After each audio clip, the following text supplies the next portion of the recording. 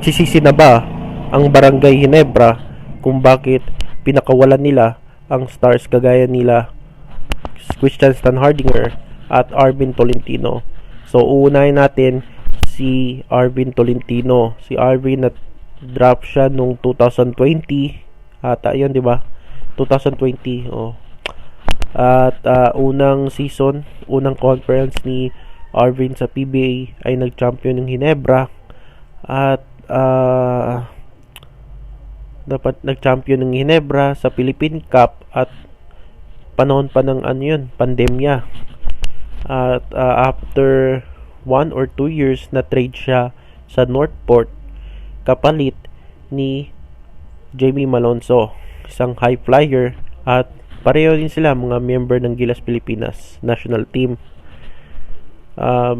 Ang dahilan kung bakit kinuha nila si Malonzo dahil plano ng Ginebra na magka Grand Slam. Yun yung target sana ng Ginebra, kaso hindi pa natupad. At ito namang si Christian Stanhardinger ay sunod na season after nag-champion sila sa Philippine Cup noong 2020 ay pumasok itong si Stan. Na-trade siya from Northport to Ginebra. Kapalit sila, I think sila ang pumalit dyan, si Kevin Ferrer at si Jeric Balanza, no? At nung una San Miguel yan itong si Christian Stanhardinger, kaso limited lang yung laro niya sa SMB at nagko-competensya pa sila para sa big man position kasi ang starting center ng SMB si John Mar. So nagko-compete silang dalawa. Kaya gusto ni Stan i-trade siya sa ibang team. So napunta siya sa Northport.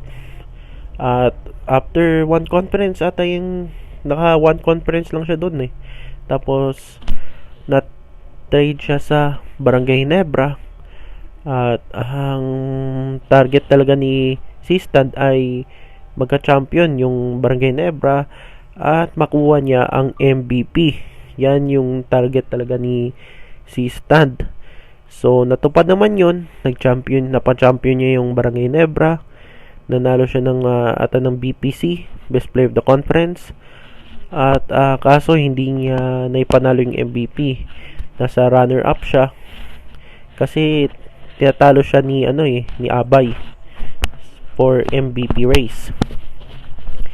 So before magsimula itong 49th season ng PBA ay na-trade na siya sa Terra Firma kasi may mga rumors na nagre-request ng trade itong si Stan kasi mukhang ayaw na sa sistema ni Coach Tim Cone. So napunta siya sa Ginebra napunta siya sa Terra Firma kasama ni Stanley Pringle at kapalit itong si Stephen Holt at si Isaac Go na both number 1 pick sa PBA. So yun nga po. At nagsisisi na ba ang Barangay Ginebra kung bakit sila pinakawalan? Para sa akin, si Stan okay na yan, no? At least nag-champion na siya, napa-champion niya yung Ginebra at mukhang veterano na rin itong si Christian Stanhardinger. So pwede na siya doon sa ibang team kagaya ng Terra Firma. Kung ako yung Ginebra fan, mas nanghihinayang ako dito kay Arvin Tolentino. So okay din naman yung trade na equal naman, no? Fair naman yung trade nila ni Malonzo. At least itong si Arvin Tolentino na sa Northport siya ay gumanda yung laro niya, no? Nag-improve. At lalo na nag-improve nung last game nila against Converge ay nag-score siya ng 51 points. First player na non-import na nakascore ng 50 plus points in the single game after in 6 years.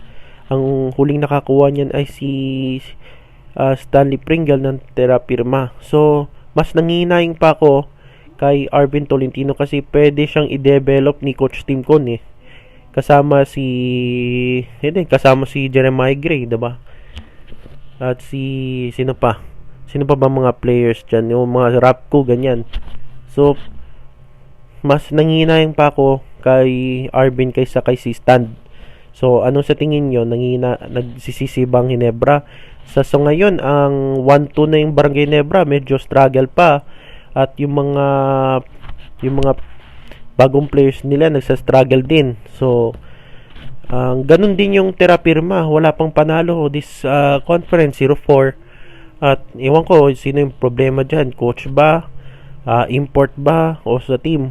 So, ito lang po. At kayo, nagsisisi ba?